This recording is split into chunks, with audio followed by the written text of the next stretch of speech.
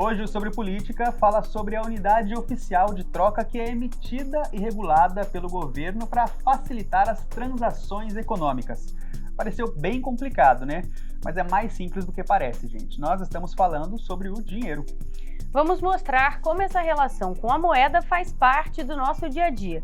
Mas me diz uma coisa, hoje as cédulas já caíram em desuso? Quem ainda usa o papel nas transações financeiras e qual é o impacto dessa mudança? E no futuro, como as relações econômicas vão acontecer? As criptomoedas estão cada vez mais populares. Também vamos olhar para o passado. Através das moedas também podemos contar a história do Brasil. Fique com a gente, Sobre Política está começando.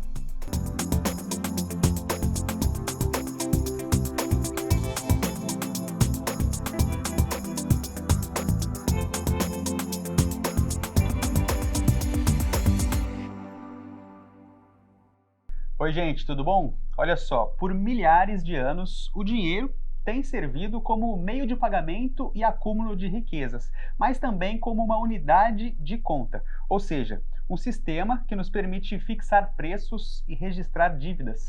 Mas ao longo dos anos, a forma como nós materializamos esse dinheiro mudou várias vezes. Hoje, por exemplo, nós quase não usamos as cédulas, o dinheiro de papel. O celular se tornou a forma mais prática de fazer pagamentos. Na reportagem a seguir, vamos entender o papel da moeda na nossa economia. Essa nota aqui de R$ 5, claro que você já conhece, já usou muitas vezes, provavelmente tem uma dessas aí na sua carteira, no cofrinho, na bolsa, e com ela eu consigo comprar nessa padaria que a gente está aqui na região leste de São José dos Campos, mais ou menos 5 pãezinhos. Agora, e a moeda de R$ 5? Você já viu? Pois é, ela existe, é essa aqui que está aparecendo na tela, e ela vale muito mais do que uma nota de R$ 5. Sabe quanto? R$ 440, é isso mesmo, não buga não, que a gente vai explicar. Essa é uma moeda comemorativa para comemorar os 200 anos da primeira Constituição do Brasil. O Banco Central fez a emissão de várias moedas como essa e vendeu a R$ 440. Mas nem adianta ficar tentando encontrar uma moeda dessas aí no comércio, que você não vai encontrar, é para colecionador. Mas já que a gente está falando desse assunto, por que será que a gente atribui valor a um pedaço de papel pintado? Quem garante? Pois é o que a gente vai tentar explicar para você agora nessa reportagem.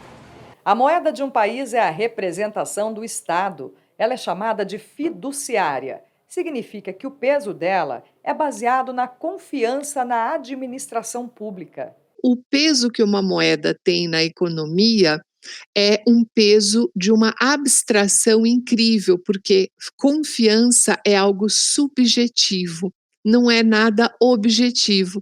Então, aquilo que a gente vê sobre as moedas, os bancos, essas construções todas internacionais, elas oscilam.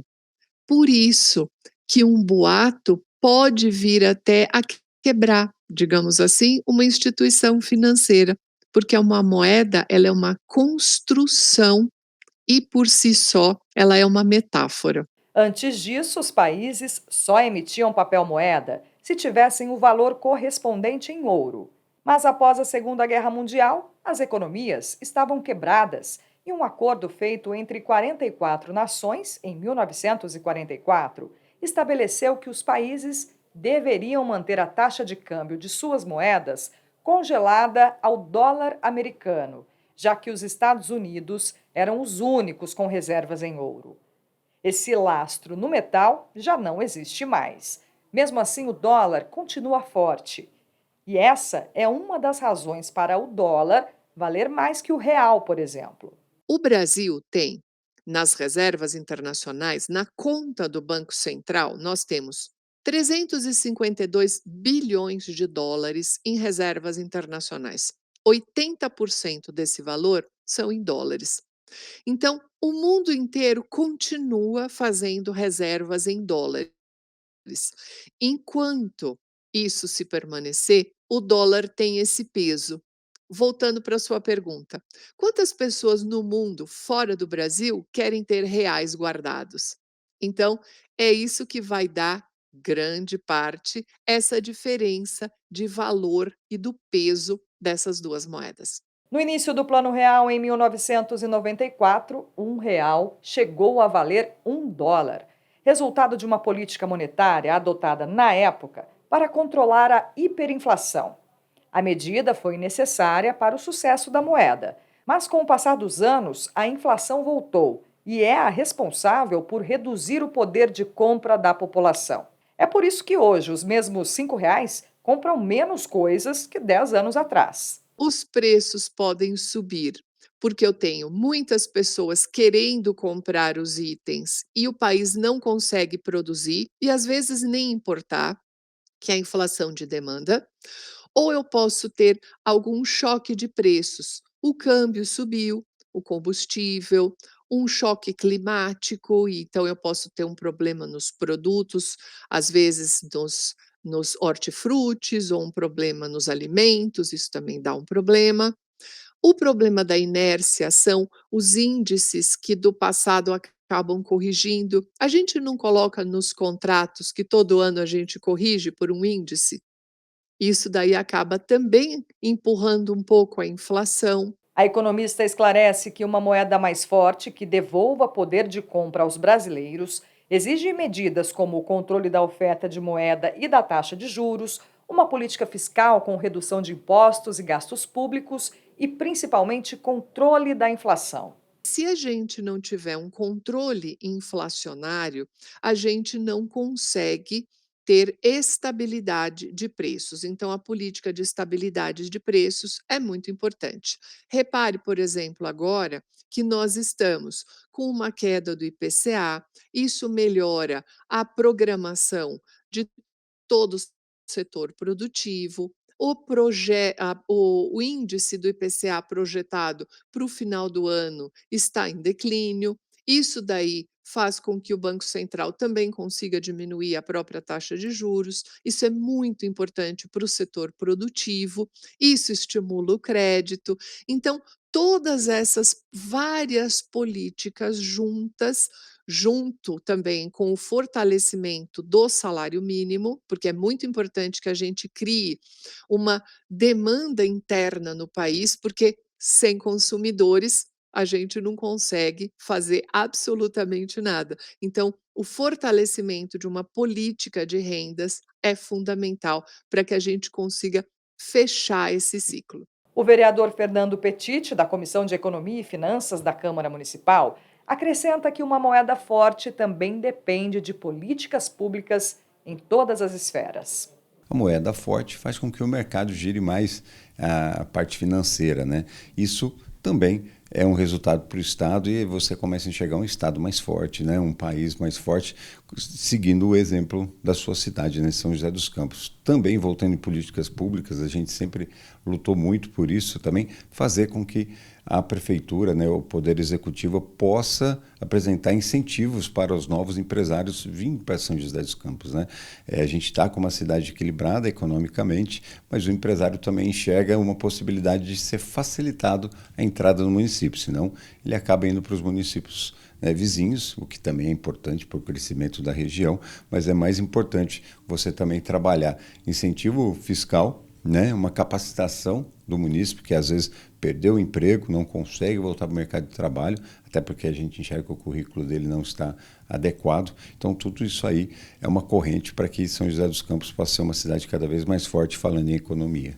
Marina, me tira uma dúvida que apareceu aqui agora. Você ainda usa o dinheiro em espécie no dia a dia? Faz muito tempo que não. E, inclusive, eu confesso que eu sou pega de surpresa quando eu vou no estabelecimento e ele não aceita. Na verdade, não é nem questão de aceitar cartão, porque nem o cartão físico eu não uso mais. Agora é só no celular. Ou é Pix ou é cartão para aproximar. Você usa ainda? Olha, o dinheiro em espécie eu uso bem pouco, viu? O celular também ainda não me adaptei muito bem, então estou sempre com o cartão ali. Só que a carteira já não tem mais utilidade. Eu preciso do cartão e do celular. Pronto, acabou. Nem documento a gente não leva mais na carteira. Exato, tá no celular também. Exatamente. Gente, sobre política faz o primeiro intervalo de hoje, daqui a pouco a gente volta.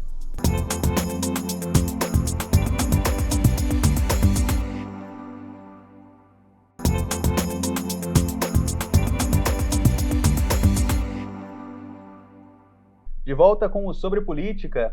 Gente, no primeiro bloco, nós falamos a respeito dessa relação com o papel moeda em diferentes países e o quanto isso vem mudando. Agora vamos entender o que vem pela frente. As criptomoedas, afinal, elas mudam o que na economia que a gente conhece? Sobre isso, nós conversamos agora com o economista Alexandre Faria. Bem-vindo, Alexandre. Tudo bem? Tudo bom? Alexandre, para a gente dar um ponto de partida, o que são criptomoedas? Bom, vamos lá. A criptomoeda é uma forma de dinheiro, tá? Porém, ela não é um dinheiro como o dólar, o euro, o real, né? Ela não existe em espécie, né? Em forma física.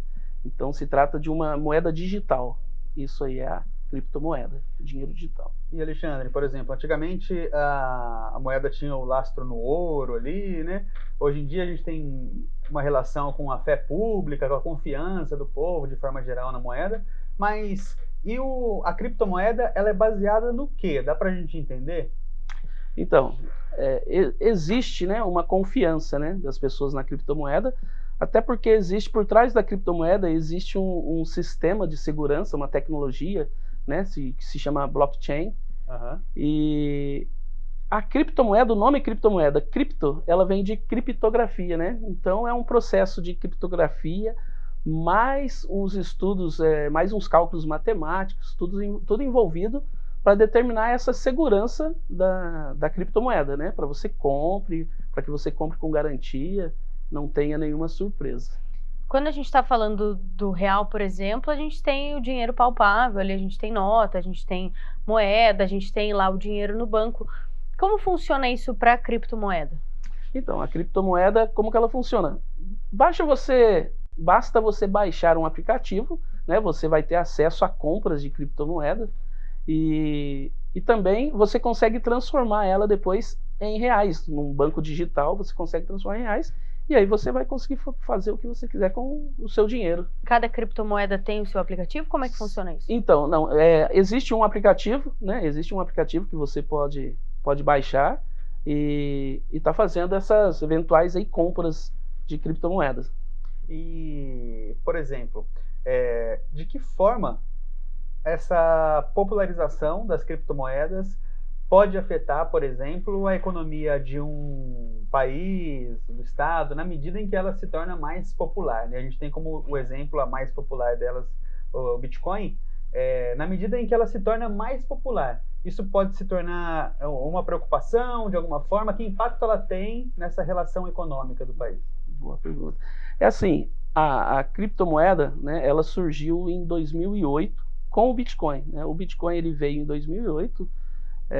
Ele veio com um valor de 5 centavos de dólares, né? Se você transformar isso em reais, aí vai dar uns 25 centavos de reais. E em 2021, se não me engano, ele chegou aí a 380 mil, né? Então, a criptomoeda, ela não existe nenhum órgão regulador dela. Então, ela se regula pela lei da oferta e demanda. Uhum. Então, se tem muita compra, ela sobe, se não tem compra, ela tende a baixar e assim por diante. E o que acontece? Só que ela não é emitida por um banco específico, né? Um banco central, por exemplo, ela não é emitida, não é uma moeda que é emitida. E daí ela foge do controle governamental. Então, há quem apoie, há quem é contra, né? A criptomoeda, aí, vamos dizer, mais para frente no futuro, é um futuro ainda incerto, né? A criptomoeda é um futuro incerto, não posso te garantir que isso aí vai dar certo e vai fazer parte. Sim. Porém, né, os bancos hoje, instituições financeiras, eles já vêm se adequando, né? Já vêm se adequando a esse sistema, porque senão eles vão ficar para trás. E as pessoas tendem cada vez mais a buscar a criptomoeda, porque se você deixa o seu dinheiro numa poupança tradicional, ela não rende 5%, né? Então, quando você, por mais que tenha risco a criptomoeda, a médio e longo prazo, você consegue ter um lucro bem maior aí que 5%. Aí, né? Acaba tendo... As pessoas acabam associando uma questão de investimento também, né? Sim. Mas, por exemplo, hoje em dia tem uma prática, como você comentou, dos bancos lançarem a sua própria criptomoeda. Ou então, por exemplo, uma empresa lança um projeto novo, uma startup lança um projeto novo, junto com aquilo ela lança também a criptomoeda do projeto. Isso é a mesma coisa que a Bitcoin ou passa a ser uma outra relação? Porque para um leigo como eu, parece muito uma questão de acionista. Parece uma relação de acionista, empresa, tem alguma coisa a ver? A gente tem que ter muito cuidado com quem lança essas moedas, né? Então você pega um banco, o banco normalmente ele costuma até trabalhar, vender produtos, né, através de criptomoedas conhecidas, né, hoje que já existe no mercado. Então, dependendo do lançamento de uma criptomoeda, eu sugiro a pessoa investigar melhor, saber quem que está lançando, se já conhece esse processo, né, para não ter nenhuma surpresa aí, porque se trata de um produto digital e aí, né, nós vamos falar aí de segurança, né? Qualquer empresa, grande empresa, governo, hoje sofre ataques de hackers. Eu acho que uma moeda também está suscetível a isso, né? Então, por isso, você tem que ter muito cuidado aí ao adquirir suas criptomoedas. Essa é uma dúvida até minha também, Alexandre. Hoje a gente lida muito com golpe de banco, por exemplo, esse tipo de coisa. E as criptomoedas cada vez mais são, como o Marvin falou, uma possibilidade de investimento. Como é que a pessoa consegue controlar essa segurança para ela poder manter um patrimônio, né, querendo ou não, para ela poder se manter segura em relação a isso? Então, é o que eu acabei de falar. Você tem operadoras hoje financeiras, né? Porque você não consegue, se você tem o teu trabalho tradicional, você não consegue acompanhar uma criptomoeda, se ela subiu, se ela desceu, se eu tenho que vender, é hora de eu vender, é hora de eu comprar. Você não consegue acompanhar. Normalmente existem os operadores, né, que se chamam trades, né, que eles prestam esse serviço para acompanhar a sua criptomoeda. Acaba caindo também naquela questão muito parecida com o mercado de ações, né? Sim, das pessoas, a profissão dela é acompanhar as altas e baixas ali. Né? Junto com a criptomoeda veio algumas atividades, né? E uma dessas daí, né? Esse trade, né? É uma das atividades que surgiu junto com a criptomoeda, né? Nessa mudança aí, vamos dizer, global, né? Então, é o cuidado que você deve ter, na hora de adquirir, né? Então, são estatísticas, né? Você vê quanto tempo que a empresa está, quanto tempo que a criptomoeda tá, mas assim, acho que todo mundo está sujeito a uma surpresa, vamos dizer assim, né? Mas tem que ter esses mínimos cuidados. E é um modelo, Alexandre, que pode chegar, por exemplo, no dia a dia das pessoas. Claro que hoje em dia um mercado ou outro, um estabelecimento ou outro, acabam aceitando criptomoedas como pagamento, mas é algo viável para se tornar popular no nosso dia a dia, assim, para a gente fazer negociações a todo momento com criptomoedas? Eu acredito, né, isso falando eu, Alexandre, economista, eu acredito que isso aí ainda vai evoluir muito. Mas, assim, a gente tem o Bitcoin, que já funciona em muitos comércios. Você tem um cartão, né, que você consegue utilizar, consegue sacar dinheiro, né? Então, mas eu acredito que isso aí vai evoluir muito ainda. Perfeito, Alexandre. Gostaria de agradecer a sua presença aqui no Sobre Política mais uma vez. Obrigado. Muito esclarecedor. Marina, interessante essa questão de uma novidade para o usuário comum, né? Vamos colocar a gente na condição de usuário dessa ferramenta e que, como o Alexandre disse, ainda pode mudar muito, né? Talvez até o próprio uso dela, né? Sim, como você falou, pode ser que venha uma popularização maior, que a gente de fato comece a usar no nosso dia a dia, igual a gente migrou, por exemplo, de cartão físico para cartão no celular, às vezes a gente pode começar, né, no dia a dia com transações com a criptomoeda. Para mim, o mais importante que o Alexandre mencionou foi a questão da segurança, né? Porque ainda, como é uma coisa um pouco nebulosa para a gente leigo, né? Acho que a gente se preocupar com segurança nesse primeiro momento é o principal. Exatamente. Bom, gente, o Sobre Política faz mais um intervalo e a gente já volta.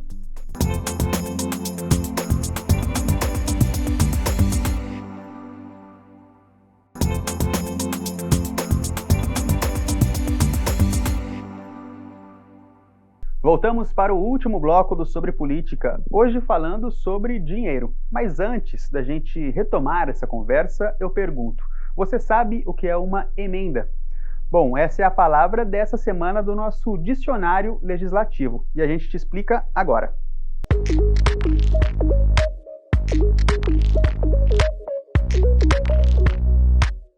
A ementa é uma breve apresentação ou resumo do conteúdo do projeto que está na pauta.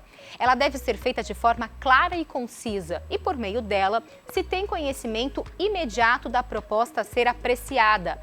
Para facilitar o entendimento, A ementa de um projeto de lei, por exemplo, deve ser iniciada com verbos na terceira pessoa do singular, como, por exemplo, dispõe, cria, autoriza, determina.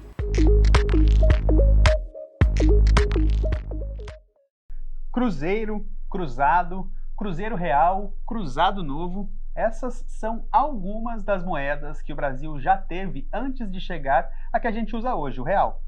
A moeda foi trazida para cá pelos portugueses durante a colonização e tem gente que tem em casa toda essa história monetária do Brasil. Você vai conhecer agora um colecionador de moedas. Confere a reportagem. Fazer compras com dinheiro em espécie hoje é raro. Com essas moedas aqui, então, seria impossível. Aqui eu tenho 4.500 réis, a unidade monetária que mais circulou pelo Brasil. E apesar delas não terem mais valor de compra, essas aqui têm valor sentimental. Elas fazem parte da coleção do Paulo. Ele já tinha gosto pela numismática, termo usado pelos colecionadores, desde a adolescência e herdou o acervo do pai e do avô em 1988. Desde então, ele busca novas moedas e novas cédulas. É bem um valor sentimental mesmo, por essa questão da herança, né, dessas peças. E não tenho peças de grandes valores, né, não sou um colecionador mesmo. Talvez até um dia, quem sabe, né? Mas eu coleciono porque é uma forma realmente de estar relembrando, né? Principalmente das pessoas. E também a moeda ela tem uma outra vertente, né? Que ela conta a história, né? Ela conta a história de um país, conta a história de um povo. A história monetária brasileira começou com dinheiro de Portugal. Na chegada ao Brasil, os colonizadores trouxeram o real português, que foi oficializado como moeda em 1568, a partir da determinação do rei Sebastião I. Em 1833, a moeda foi nacionalizada e o real brasileiro, popularmente conhecido como réis, foi instituído. O valor de 1.000 réis serviu como base para a criação do cruzeiro em 1942, em uma tentativa de controle da inflação. O processo se repetiu de 1967, com o Cruzeiro Novo, até 1994, com o lançamento da moeda atual, o real. A implantação do real tinha como contexto uma inflação muito forte. Na década anterior, vários planos econômicos de estabilização monetária foram tentados, mas nenhum deles logrou sucesso. Somente com a adoção do ARV e de um mecanismo de estabilização associado ao dólar, ocorreu a estabilização e o controle da inflação. Desde 94, a inflação pode-se afirmar estar sob controle. Ocorreram alguns anos com forte inflação, mas nada parecido com aquilo que caracterizou os anos anteriores à implantação do Plano Real. A inflação e a queda do poder de compra foram os maiores responsáveis pela transitoriedade das moedas brasileiras entre 1942 e 1994. As constantes trocas foram tentativas de estabilizar o valor e consolidar a moeda. A moeda nova, ela expulsa a moeda antiga, né? E a tendência dessa troca é fazer que a moeda podre seja expulsa do mercado para uma moeda nova valorizada. É isso que acontece quando a gente faz essas trocas. Por que houveram tantas trocas? Porque a economia brasileira sempre apresentou instabilidade no controle de preços ao longo da sua história. Isso vem desde a colônia. Então, desde a colônia, nós estamos trabalhando moeda, trocando moeda, cortando zero de moeda, troca nomes, mas volta nomes de moedas antigas. Por quê? Porque as moedas antigas, elas já estão no inconsciente do consumidor. Então, se você falar cruzeiro, não é novidade nenhuma. Cruzado, não é novidade nenhuma. Réis, que é o plural de real, não é nenhuma novidade. Compreendeu? A utilização das moedas também deu início às relações comerciais no Brasil. Com isso, surgiu a necessidade da criação de um banco. Aqui no Brasil, o Banco do Brasil foi criado, né, lá pelos portugueses. Para quê? Para que ele servisse de intermediação, emitisse a documentação legal, que é o decurso legal que a moeda exige. Isso é feito pelo banco, né? E o banco também é aquela instituição de crédito, de financiamento. Então, você cria o banco para quê? Para que ele gerencie a moeda e, ao mesmo tempo, gerencie o crédito, gerencie os investimentos, né? Faça essa atuação legal ter validade. Isso é o papel do banco como intermediador de recursos. E como tudo na história tem um ciclo, com o avanço da tecnologia, as moedas e notas físicas do real têm circulado cada vez menos. Seguindo um padrão internacional, os bancos e as transações virtuais são a tendência de mercado no futuro. Você transportar hoje moeda em espécie não é seguro, nem no Brasil, nem em lugar nenhum no mundo. Já por outro lado, a moeda virtual ela oferece essa segurança de você fazer as mesmas transações sem precisar você portar a moeda em espécie, né? Esse é o principal fator. Tira-se de lado a moeda especulativa, a criptomoedas, etc., que foram outras criações que o ser humano, né, adaptou no mundo moderno contemporâneo. Mas a tendência é que a gente, né, transforme o real numa moeda, já tem o Drex aí em estudo, né, virtual. E aí a moeda em espécie ela deixa de circular. Ela vai ser assim um motivo de fonte da numismática, né, que é a ciência que estuda a moeda, né, os colecionadores e assim por diante, na medida que a moeda se torna escassa. E aí, Marina, já pensou em colecionar moedas? Para mim, qualquer coleção é até difícil de imaginar. Imagina de moedas. Olha, eu confesso que eu também não tenho muito essa coisa da coleção, mas lá em casa tem muita moeda porque a minha irmã adora. E ela coleciona tanto do Brasil, as mais antigas, assim, e pra minha irmã, como ela é bem mais nova que a gente, até a nota de R$1 já é uma coisa meio, sabe? Sim. E ela tem também de outros países, ela adora. Eu me lembro quando eu era criança, ali ainda estavam meio perto da troca para o real, então ainda havia algumas moedas, não circulando, claro, né, mas em casa, enfim, hoje em dia é mais difícil de encontrar, né? Sim, hoje em dia a gente nem usa, é aquele troco que fica ali no carro, que às vezes você entrega no farol, mas é só, né? Exatamente. Bom, gente, termina aqui o Sobre Política. Se você quiser rever esse e outros programas, é só acompanhar o nosso canal no YouTube, youtube.com/TV Câmara SJC. E claro, você também pode acompanhar a gente pelas redes sociais, @TV Câmara SJC. Vale tanto para o Instagram quanto também para o Facebook. E a gente tem encontro marcado aqui toda terça-feira às 3h30 da tarde. Você pode acompanhar ao vivo pelo YouTube ou pelo canal 12.3 da sua televisão. E se perder, calma que a gente tem reprise durante a semana. Tchau, tchau!